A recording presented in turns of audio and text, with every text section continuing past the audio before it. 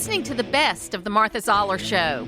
To hear the full show each day, tune in to AM 550 and FM 102.9 WDUN or log in to accesswdun.com and click the Listen Live button from 9 to 11 Monday through Friday.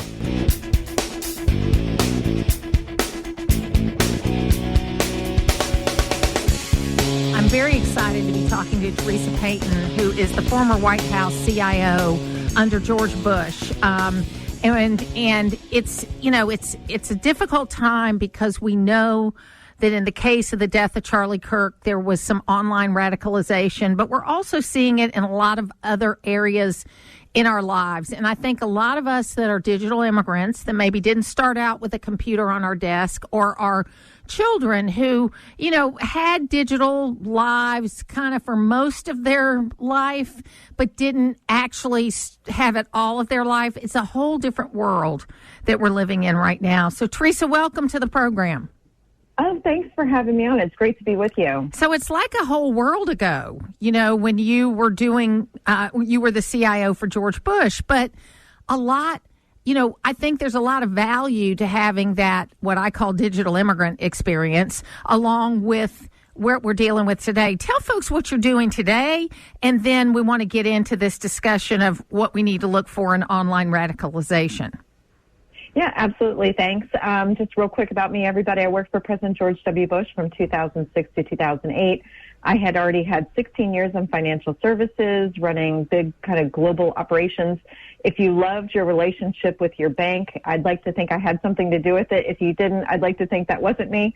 But always trying to have a great technology experience for our banking customers. Worked for President George W. Bush 2.5 years, and then I started my company, Fortalist Solutions, and we do cybersecurity and protective intelligence for businesses, people, and our nation. And I've written a book, Manipulated. I've written 3 books, 2 with a co-author on privacy and big data and surveillance and all of those kinds of issues. And then I've got a book, Manipulated, in 2nd edition, which actually talks about what we're going through right now. And I warned back in 2020, and then I updated in 2024, that if we did not find governance and guardrails, that as parents, I'm raising 3 Gen Zs, that we were not going to be able to burden, parents to shoulder the responsibility alone of the online radicalization of people in our nation. And so sadly, here we are, and there's so much work to be done. Yeah, so much work to be done. So what kind of background, what kind of educational background did you have to be able to get into this? Well, I say this is a career that found me. So my undergraduate degree, I received at Immaculata University, and I remember I was an academic scholarship, and I said to my counselor, so since I'm on an academic scholarship, how many degrees can I get in 4 years while I'm here? Like, how do I get... And she said, Theresa, what's your passion? And I said, my passion is always being employable. So, and so it was great. So we did like some different diagnostic testing and found that probably the best course for me was going to be something in business. So I got a major in economics. I got a second major. I double majored in business administration. But then I also got a certification in computers and a certification in business management. And that opened up the door to a career in technology. Then University of Virginia, the McIntyre School, started a Master of Science in Management Information Systems. And I was just graduating from Immaculata, and they didn't have a lot of women apply. So they actually went recruiting. And I always say it was a God thing. They found me, and we were able, through a research assistantship and a teaching assistantship, I was able to go there on scholarship as well, graduated with my Master of Science. My husband, in the Navy at the time, he got orders for Mayport, Florida, which isn't really a hotbed of technology, but at that time, Barnett Bank was headquartered in Jacksonville, Florida, which is near Mayport, and that's what started my career in banking. They took a chance on me, and I'm so glad they did. When I went to work for President George W. Bush, the country invested a lot in me, and I got exposed to things that I thought I had seen it all in banking, with white-collar crime and fraud and international crime rings and things like that, and combating those while trying to deliver great service for our customers. And once I saw the capabilities of the adversary, not just nation states, but also cyber criminal syndicates and fraud syndicates.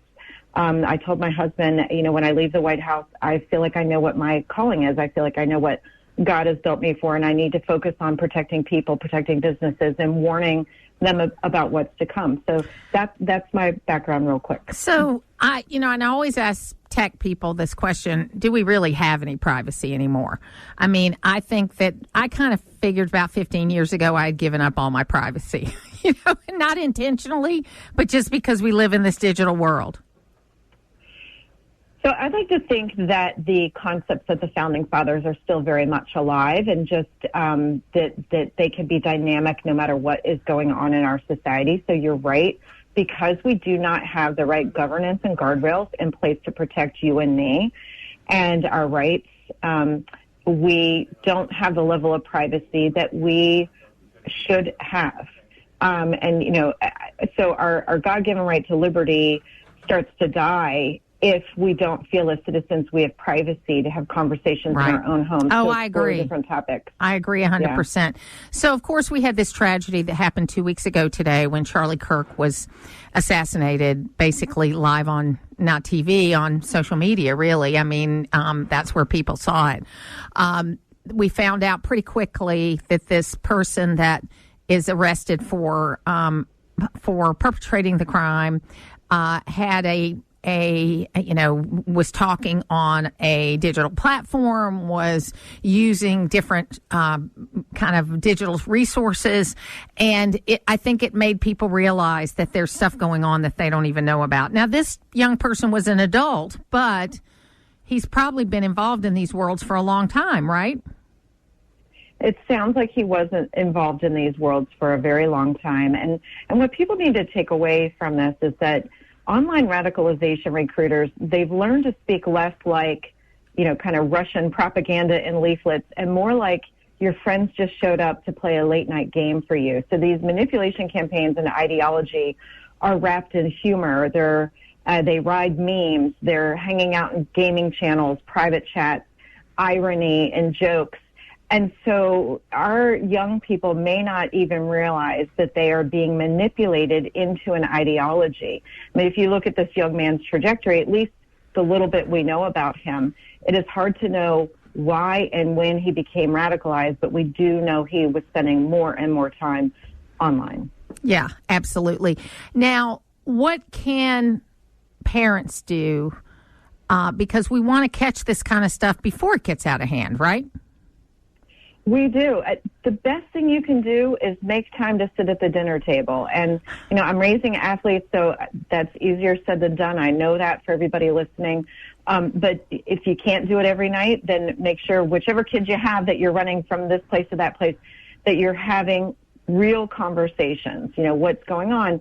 I always say to parents, have something called the safe zone. So you invite your kids to invoke the safe zone, and then they tell you things. Maybe they made a mistake, a friend made a mistake, or they saw something disturbing online, and that's your cue to not overreact to what they're sharing with you. They have to feel safe and to be able to share and process aloud with you what they're experiencing. The other thing is just like we don't throw the keys to the car when kids turn 15 and say, I hope it all works out, I hope you figure out how to drive.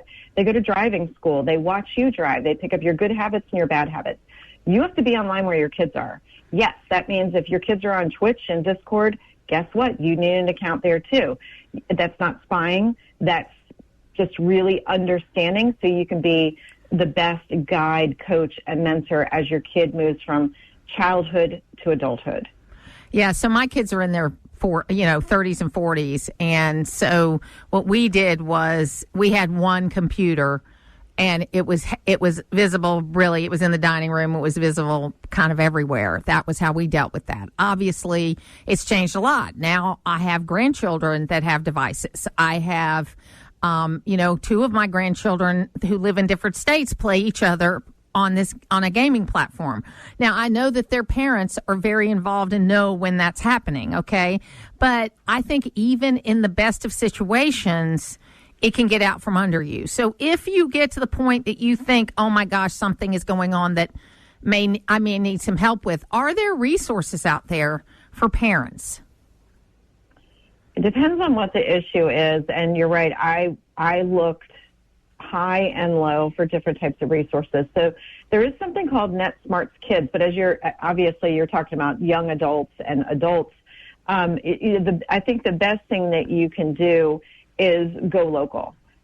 So ask if you belong to a church, ask your church group, do they have a place, free counseling services? Yes. Depending on what the issue is, if it's exposure to illicit imagery or seeing, their own illicit imagery, National Center for Missing and Exploited Children actually has a whole counseling division around that issue. So it ends up being more niche than it is sort of there's a 1-800 hotline that families can call for support resources. But I would say go local. And sometimes one of your best resources right now is the FBI, because they can talk a little bit about what they're seeing and then say, for families that need help, or if you'd like more resources, here's a number you can call, to get assistance and resources at the local level at the FBI field offices.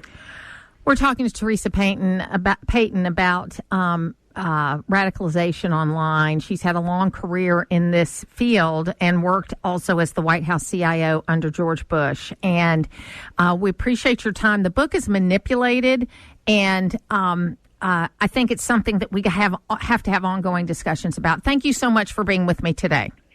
Thanks for having me on. Be safe out there. Thank you. We will do that. And just briefly, because this is the 2-week anniversary of the death of Charlie Kirk, we wanted to have Macy Rutledge call back in again and tell us a little bit about the vigil that they had last Friday for Charlie. And I thought it was important that she kind of finish out this segment where we're talking to someone about online radicalization, because that's what I think led to Charlie's death. So, Macy, tell us how the event went on Friday. Yes, ma'am. It was actually interesting watching the vigil on Sunday. It was a very similar flow, and we had worship, and others were grieving. There were many people, 800 to 1,000 people that attended, who came together in love, and it was very peaceful. Well, that's exciting. Because what I'm hearing is just these great stories about how people really didn't know that much about Charlie, and that because of this horrible event, they actually are learning about him. And I think there can be no better testament to his memory and no better a way to keep his memory alive and his work alive than the new people that are going to come to this movement. Oh, yeah, absolutely. I definitely feel like it has fanned the flames in all of our hearts for everything we hear about him, and those that are awakening to what he was saying. In the Bible, it talks about how the word is written on our hearts. And I just feel like the more people I talk about it, the more people I talk to, they feel this heart opening, this understanding deeper of just how much we need God and everything that Charlie speaks on. Macy, if people want to know more about what Turning Point is doing in Georgia or in your area, how can they find that out? Mm-hmm. You can reach me on my site. So I have an organization called ElizabethSun.org, and it's ElizabethSun.org. Or you can find me on my Instagram, which is also Elizabeth Sun Designs, or Macy Elizabeth Rutledge. Thank you so much for being with us today. Appreciate it very much. Yeah, thank you, Martha. Have a great day. Putting the talk in news talk. It's the Martha Zoller Show on AM 550 and FM 102.9 WDUN. Joining me right now is Congressman Steve Womack. He's a Republican from Arkansas. We've talked to him before, and we're going to talk a little bit today about veterans, his four-country caucus, and also the attack at the ICE facility. And, Steve, first of all, thank you for your service. I think that people don't understand really the sacrifice that people make. I was lucky enough to be able to go to Iraq twice to cover the war. And that gave me a little bit of an insight. And my dad, of course, served and was a POW in World War II. And so, thank you for your service. Well, look, that goes both ways. Thank you to your family for your service as well. And look, we all we're all called to do pretty special things for a country that we all love. And my opportunity to serve my country in uniform for more than 30 years, to be around the commissioning sources that provide the leadership for today's Army, first as a cadet in ROTC, later as a professor of military science at the University of Arkansas, as a commander of the Regional Training Institute in Arkansas that had an OCS program, the state OCS program, and now as chairman of the board of the U.S. Military Academy at West Point. I still dabble in things that do impact our nation's security, and it's a great honor for me to do that. So tell us first about the Four Country Caucus. Tell us what that is. Well, it was founded 6 or 7 years ago. It's based on a couple of really important principles. One, we wanted it to be bipartisan, has to be bipartisan, in a town where bipartisanship sometimes is not highly valued, but it's bipartisan. Former military members gives us a forum to kind of work together across party lines, sharing one thing in common, that we all took the oath to protect and defend this Constitution, not only as members of Congress, but before that as members of the military. And we try to be problem solvers. You know, in the military, you don't check your political stripes when you're out there executing missions on behalf of the country. You're just basically looking after the guy on your left, the guy on your right, and making sure that you're mission-focused. And as the warrior ethos says, you know, you're going to put the mission first, not a party, not a person, none of that. You're going to put the mission first. You're going to never accept defeat. You'll never leave a fallen comrade. Those are the principles that kind of, I think, lead, guide, and direct in our North Star for every person that has ever worn the uniform. So that's what the Four Country Caucus does. We recognized, Martha, a long time ago, when I say long time ago, not decades ago, but I mean in the last several years, how fleeting bipartisanship was. And we just can't continue down that road, because this country is pretty evenly divided right now. When you look at the demographics and you look at the political affiliations, like you take the House, and you're familiar with the House, it's got 200 or so safe seats that are Democrats and about 200 or so safe seats that are held by Republicans. So that means in a general election next year, in the midterms, we're really only fighting over about 30-ish seats that will decide who's going to have the gavels. So I think a spirit of bipartisanship is in order, and I don't think there's any better, more qualified group to bring bipartisanship back to Washington than people who have served their country in uniform. And that's what this Four Country Caucus is about. You know, so I have a theory about that. If because of, and look, war has changed, and I support the all-volunteer Army. You know, I do think that when we gave up requiring young men that went to land-grant colleges to do at least 2 years of ROTC so they could be exposed to it and decide for themselves if they wanted to go further. I do think that was a good thing, and I wish we hadn't done away with it in the 70s. But I support the all-volunteer military. But up until about, I guess, right around 2000, maybe 1995, most members of Congress did have some sort of military service.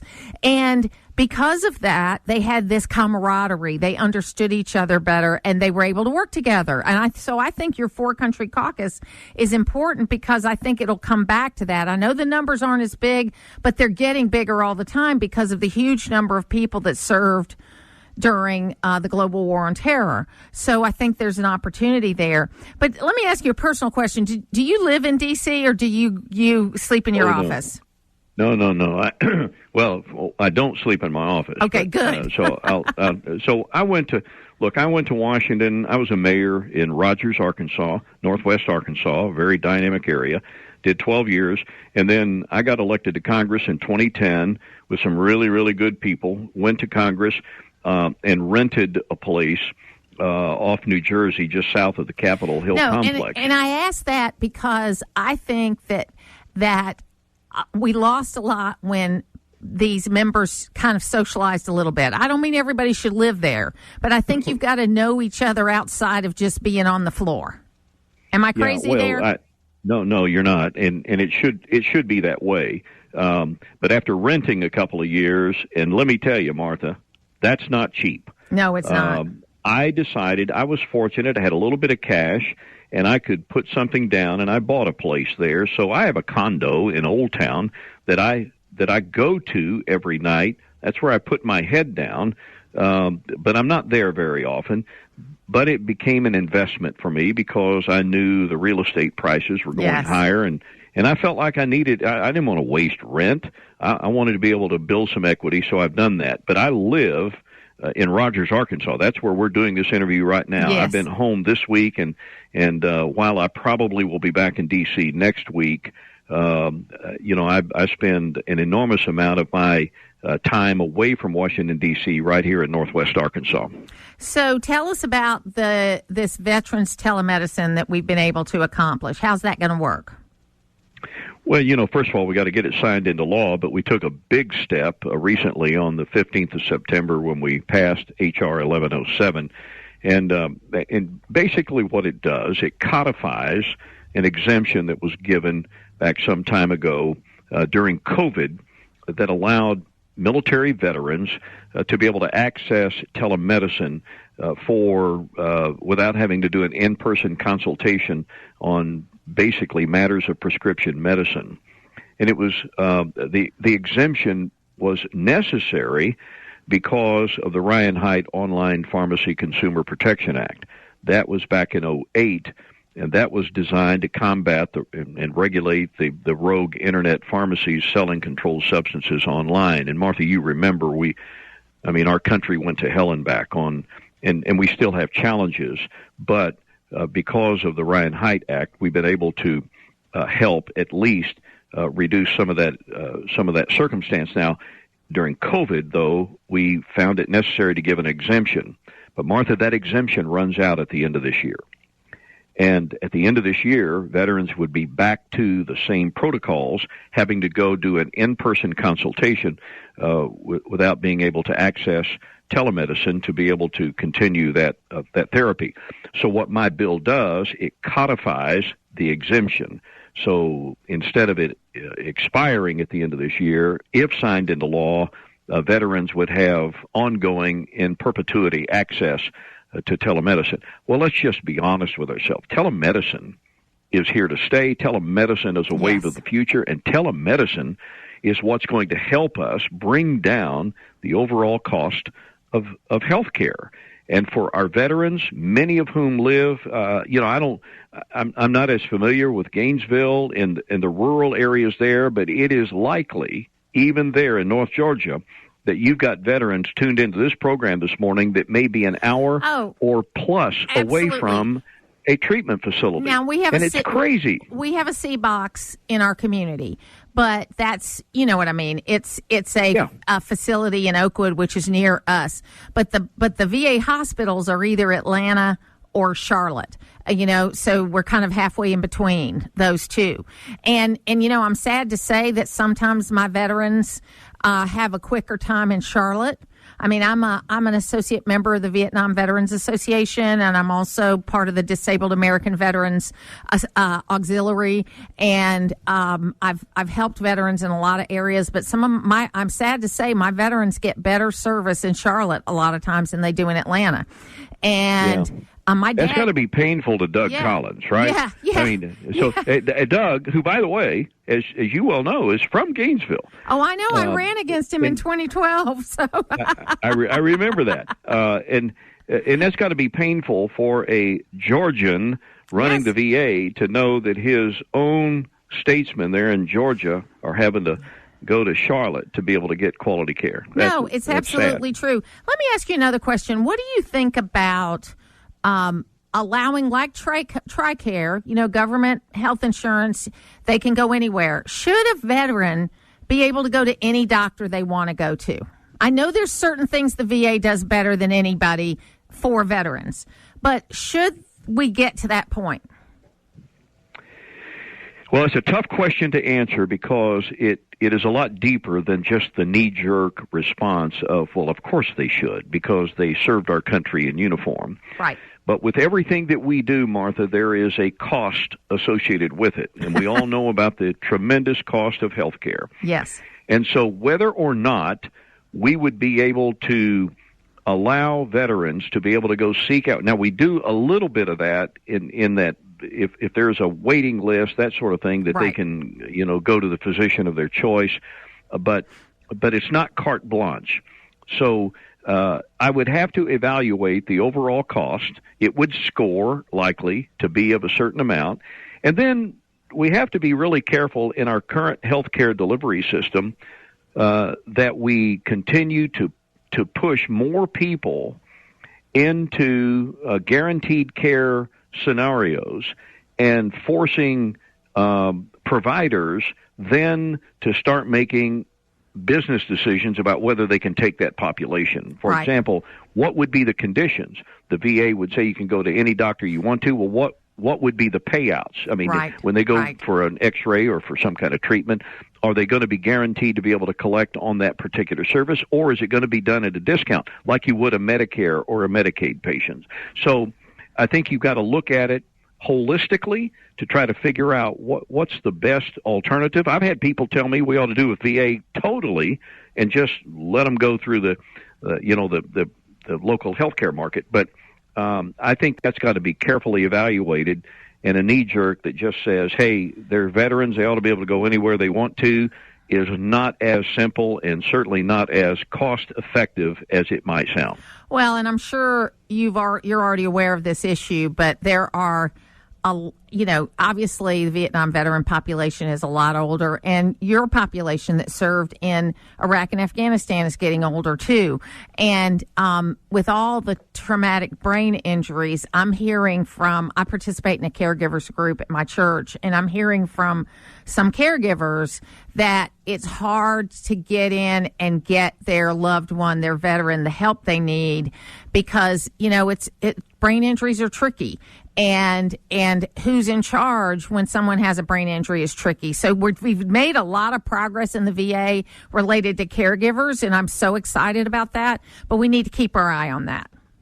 Yeah, I would agree with you. And look, one of the biggest cost drivers in our health care between now and, say, look out 20 or 30 years is going to be those health care items that involve the memory loss, brain yes. injury, those yes. kinds of things, and because it's not just it's not just the veteran, it's not just the person who's got Alzheimer's or dementia, it's the family that's caring for them, and so Alzheimer's, dementia, memory-related issues are a tremendous impact on the healthcare budget of the United States for the foreseeable future, and that's why I have been a strong advocate on the discretionary budget to be able to pump more money into research and development on a lot of different items, particularly those that involve the brain, so that we could zero in on the true causes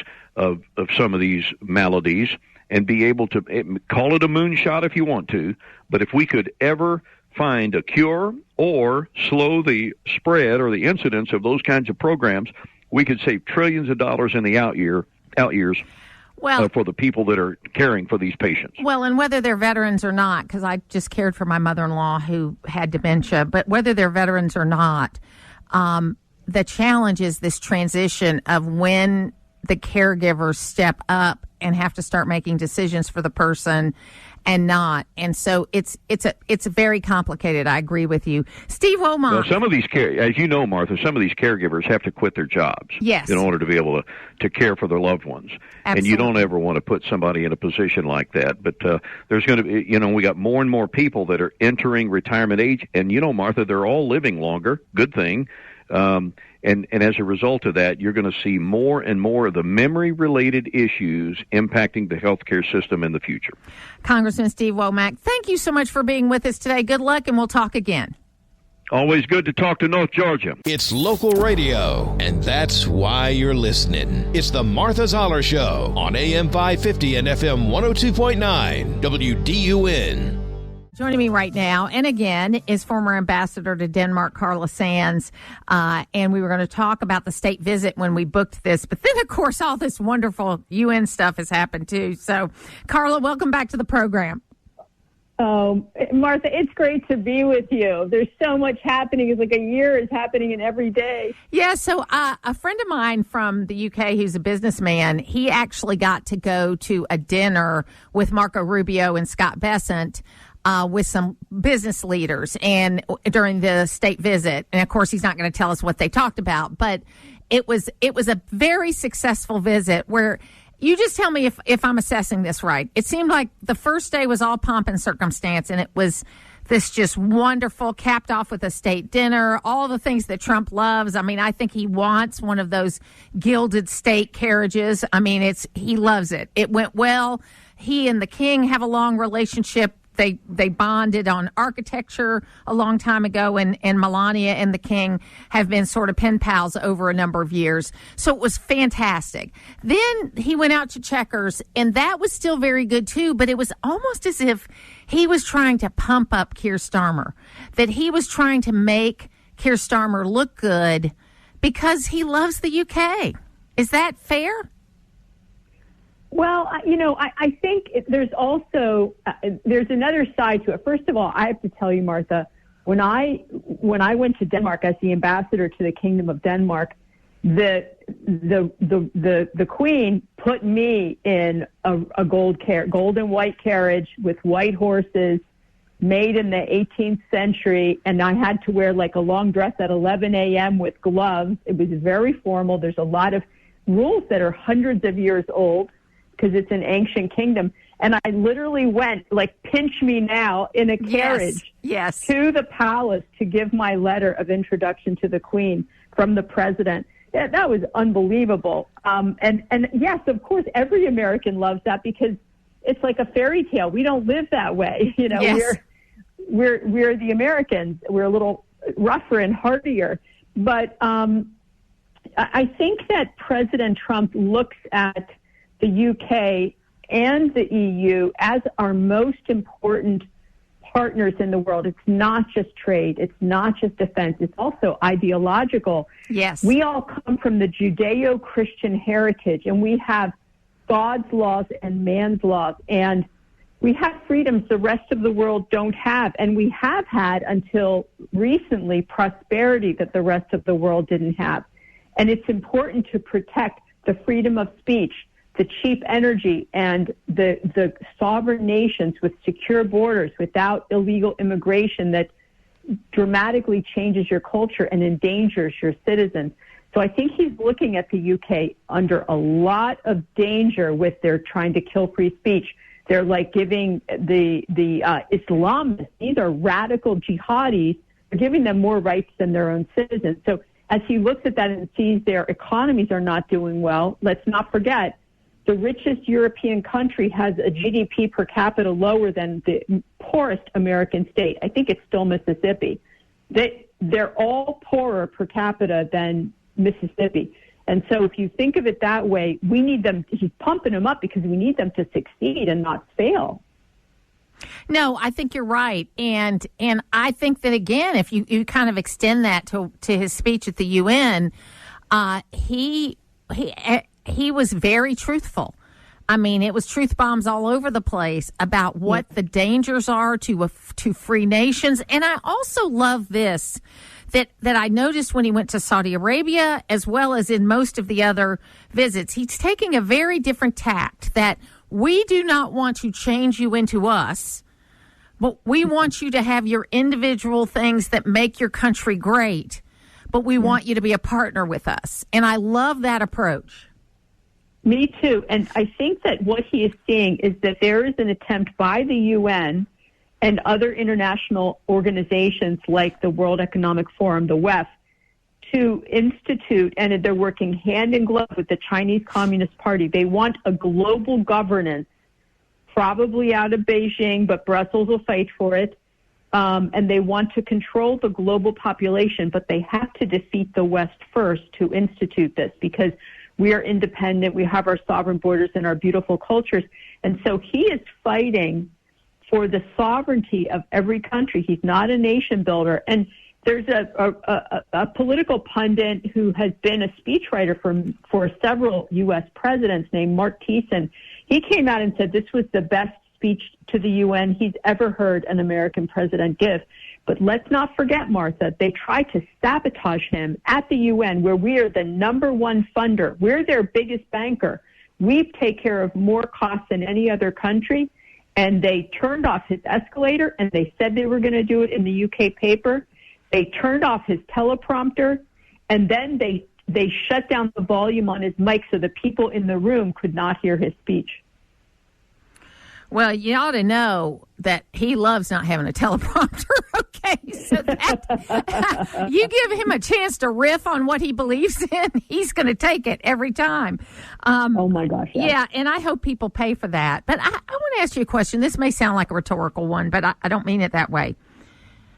You know, the UN has been exposed with the issues around UNRWA and how they basically participated. They had people that worked for the UN that basically participated in the massacre on October 7th. There are a million stories around the world of corruption in the UN and some of their services. And I used to say about the UN, I don't like the political side. I mean, I used to do Radio Rows at the UN. They would have it on... And I would say, well, I don't like the political side because who would put Iran on the Security Council, right? But they do things like good, clean water and things like that, which their charitable work is good. Now what we're seeing is even the charitable work is corrupted. Even the stuff they're supposed to be doing is corrupted. And it's not only anti-West, Carla.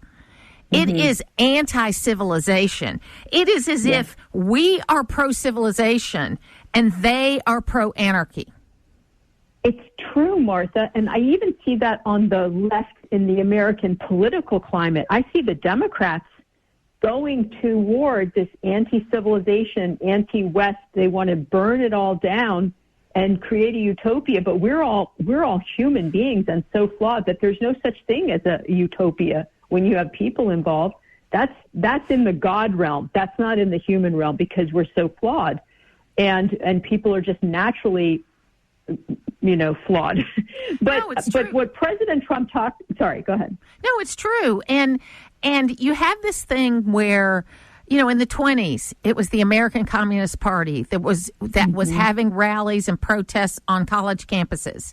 In the 1960s, you had the same kind of thing happening on college campuses, and then groups outside, like the Weather Underground, bombing buildings and all this kind of stuff. And now we're in another cycle like this, where you've got these far left lunatics that are incited to not only riot, but to attack federal buildings, attack federal services, attack us. And it is not acceptable. And we've got to get, and I'm glad we have a president right now like Donald Trump, because this would have happened regardless of him being a president or not. But he will make sure that this is squelched. 100%. Remember, we've stopped funding UNRWA under President Trump. And now they're sending immigrants who are lying on when they don't tell the truth about their involvement in UNRWA, they're sending people that are trying to become American citizens back home. We don't want them because they've become involved in terrorism. They were involved with Hamas's incursion into and slaughter on October 7th in Israel. And if we see that we can see that the billionaires are funding these Antifa, these BLM kind of anti-American activities, anti-family, our constitutional republic, attempting to destroy the country. And the Weather Underground you mentioned, one of the members, Bill Ayers, he held the first fundraiser for Barack Obama when he was running for president. Let's not forget, they are tied together. The Democrats they must disavow the terrorism and they must disavow the hard left. I think that it's imperative. We cannot let our country be torn apart by these people. I was just in New York I spoke in front of the UN to thousands of Iranian patriots that they want a democracy in Iran. They're tied to the NCRI, the National Council of Resistance of Iran, and they have a 10-point plan to have a secular, non-nuclear Iran with equality of the sexes, free and fair elections, fair courts that are blind. What else? They want to have women have equal employment opportunities as men, and treat the Kurds equally, so equality of religion. It's a really exciting time for these folks, but they're under pressure, of course, in Iran by this Mullah regime. We see the South Koreans under pressure from this leftist, I would say communist sympathizing new leadership in South Korea. So there's a lot of leftist pressure and evil around the world happening right now. And, you know, we need strong leadership in the U.S. We have it with President Trump, but we need help from our European allies, from the UK, to stand against the tyranny around the world. And what we see is that they seem to be sleepwalking there across the Atlantic into a kind of globalist, bad economy, and where they won't even be able to meet their NATO commitments because they're what did President Trump say at the UN in his speech just 2 days ago? He said that they have to reject that sort of existential threat of this globalist agenda of killing our Western civilization through bad policy. It's about the net zero and then not controlling their borders and letting every immigrant in that doesn't share their ideas, their ideals. I mean, you know, it's a simple analogy, but if you got a fire in your kitchen, you don't add on to the house. Okay? You got to take care of your own backyard first before you can worry about somebody else's.